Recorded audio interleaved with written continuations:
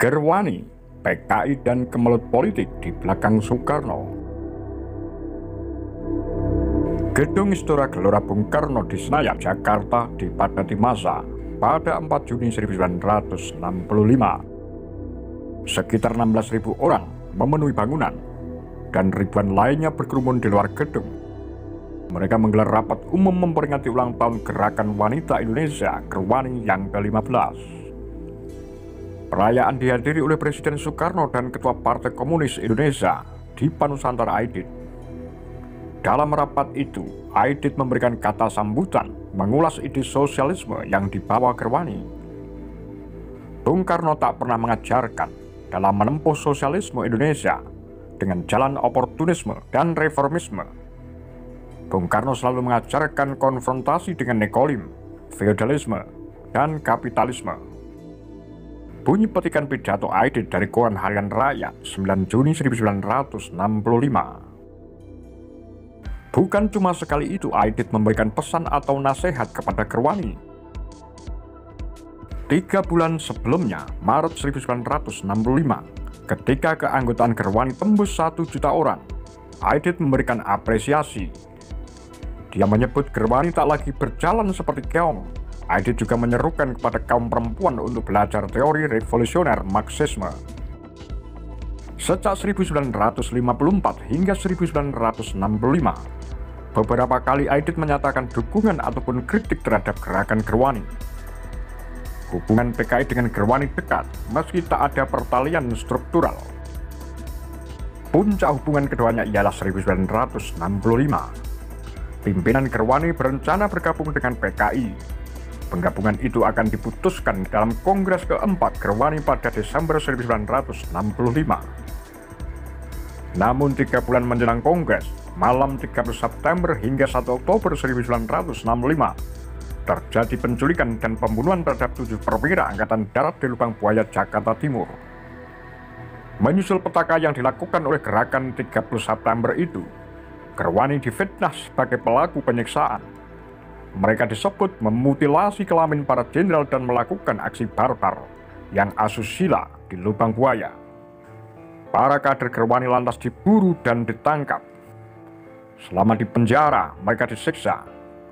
Pada Maret 1966, pemerintah Orde Baru mengumumkan PKI yang dituding mendalangi G30S sebagai organisasi terlarang, termasuk Gerwani yang dianggap underdog partai berlambang palu dan arit itu. Secara panjang, Gerwani merupakan organisasi perempuan terbesar di Indonesia. Pada 1965, jumlah anggotanya mencapai 1,5 juta hingga 1,7 juta orang. Gerwani menjadi organisasi besar lewat sejarah panjang yang tak sederhana. Cikal bakal Gerwani dimulai dari Gerakan Wanita Sedar atau Gerwis yang didirikan pada 4 Juni 1950. Ada 6 organisasi perempuan dari berbagai daerah yang berfusi dengan Gerwis, misalnya Rukun Putri Indonesia dari Semarang dan Istri Sedar dari Bandung. Organisasi ini didirikan atas prakarsa S.K. Trimurti, pejuang kemerdekaan 1945. Trimurti mendirikan Gerwis bersama beberapa pejuang perempuan lain, baik mereka yang berperan di masa perjuangan 1945 maupun dalam melawan agresi militer Belanda. Anggota-anggota yang bergabung dengan Gerwis memiliki kesadaran politik. Gerwis berdiri atas dasar pemahaman perempuan memiliki kepentingan dalam perjuangan anti penjajah melawan imperialis dan kapitalis. Susunan pengurus pertama Gerwis berdasarkan kesepakatan dalam Kongres di Semarang pada 3 hingga 6 Juni 1950. Ketua Trimeti, Ketua 2 Umi Sarjono, dan Ketua 3 S.K. Trimurti, serta Sekretaris Sri Kusnapsiah. Sejak berdirinya Gerwis, perempuan berpaham komunis mewarnai organisasi. Banyak eks-digulis bersama pejuang kemerdekaan bergabung dengan Gerwis, kata Sri Sulistiawati, mantan anggota Gerwani. Eks-digulis merujuk pada orang-orang yang pernah dipenjara di Bovendigul, yakni tempat pembuangan orang-orang PKI akibat aksi melawan Belanda pada 1926. Trimurti sebagai pendiri Gerwis menegaskan organisasinya independen meski banyak anggotanya yang berafiliasi dengan berbagai partai. Gerwis itu anggotanya militan dan makin lama makin banyak. Lantas organisasi partai banyak yang menguasai gerakan wanita sadar itu.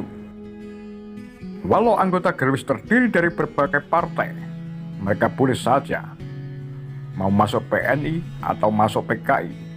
Kata Trimurti seperti dikutip buku Gerwani, Kisah Tapol Wanita di Kamp Pelantungan yang ditulis Amurwani Dwi Lestareningsih. Pada kongres pertama yang berlangsung Desember 1951, muncul upaya dari beberapa anggota Gerwis yang berpaham komunis untuk menancapkan pengaruh PKI ke tubuh organisasi. Saat pemilihan ketua, Umi Sarjono dan SK Trimurti memenangi suara terbanyak. Namun karena PKI tak setuju, susunan menjadi Suwarti Soeharto sebagai ketua dengan wakil Umi Sarjono dan Trimurti. Dalam kongres juga disepakati Gerwis berubah nama menjadi Gerwani dan mengubah platform menjadi organisasi massa. Trimurti yang tak menyetujui usulan itu meninggalkan ruang pertemuan. Usulan perubahan nama pun ditunda dalam Kongres II pada 1954. Pada Kongres kedua, Trimurti sudah tidak masuk dalam susunan kepengurusan. Dia menjabat sebagai anggota pleno yang terdiri dari 35 orang anggota biasa lainnya. Kongres menyepakati perubahan nama dari Gerwis menjadi Gerwani. Sejak saat itu, organisasi berorientasi pada penggalangan massa seluas-luasnya. Digalakkanlah beragam program dan isu Gerwani yang menyentuh kehidupan sehari-hari untuk menarik minat masyarakat. Isu rumah tangga dan perkawinan yang dibawa Gerwani misalnya berhasil menjaring massa. Menurut catatan Amurwani dari penelusuran di Koran Harian Rakyat pada April 1955, jumlah anggota Gerwani mencapai 400.000 orang. Jumlah itu meningkat terus hingga pada Desember 1957 ketika Gerwani menggelar kongres ketiga menjadi 663.740 orang. Gerwani juga giat menyebarkan wacana anti poligami, pendidikan, sekaligus melancarkan aksi reforma agraria di berbagai daerah bersama buruh tani Indonesia. Aktivis Gerwani pun banyak yang tampil dalam forum internasional sebagai pembicara handal.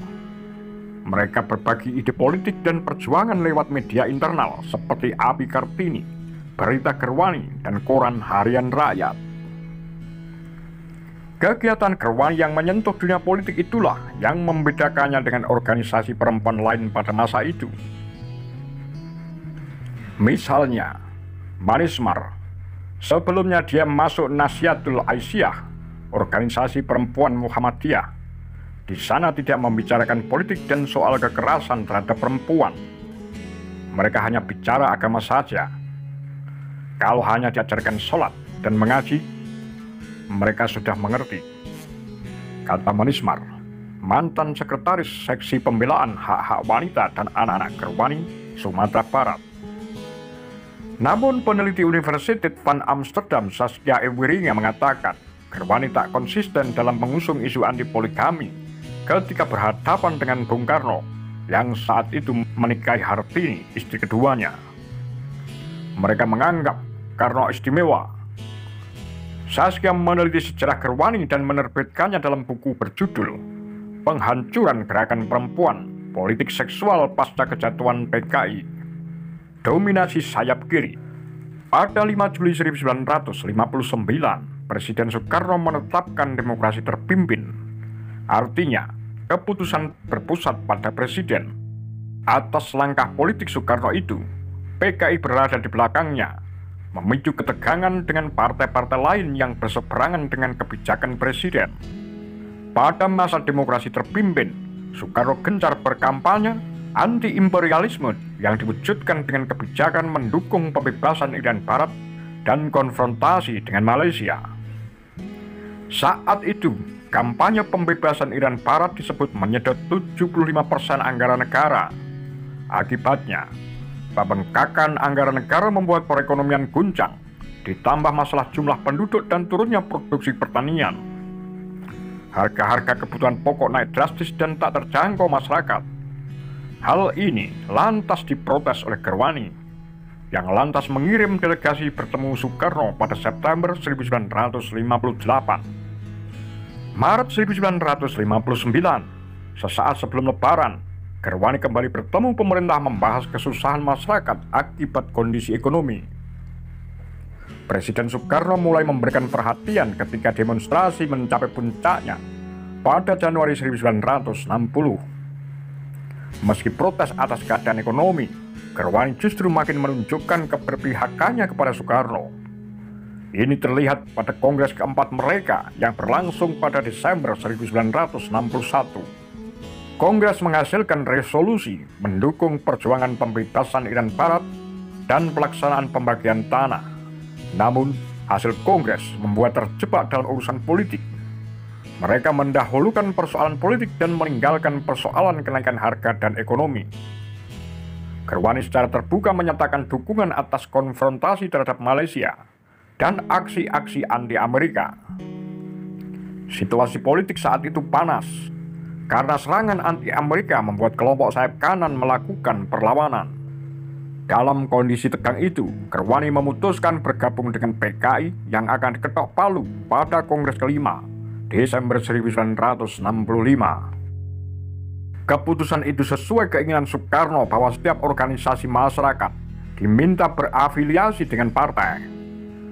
Para kader Gerwani menganggap PKI sebagai partai yang bisa diandalkan dalam menjamin emansipasi dan kesetaraan hak bagi perempuan, kata Saskia Wiringa. Keputusan ini menimbulkan pertentangan di internal Gerwani. Namun kelompok sayap feminis yang menentang ide ini kalah suara dengan para wanita komunis atau Wankom yang berafiliasi dengan PKI. Perubahan ini membuat pendiri Gerwani, Trimurti, memilih hengkang pada awal 1965. Trimurti menganggap PKI terlalu keras dan memilih mundur. Sikap mundur Trimurti juga didorong pilihan suaminya, Sayuti Mele, yang berada di pihak anti-komunis. Para kader Gerwani tak sepenuhnya paham dengan apa yang terjadi. Banyak kerumitan politik yang tidak dipahami para kader. Terjadi perjuangan internal partai yang hanya diketahui orang-orang atas. Tersyaratnya Gerwani dalam arus politik saat itu menjadi awal mula kehancuran organisasi.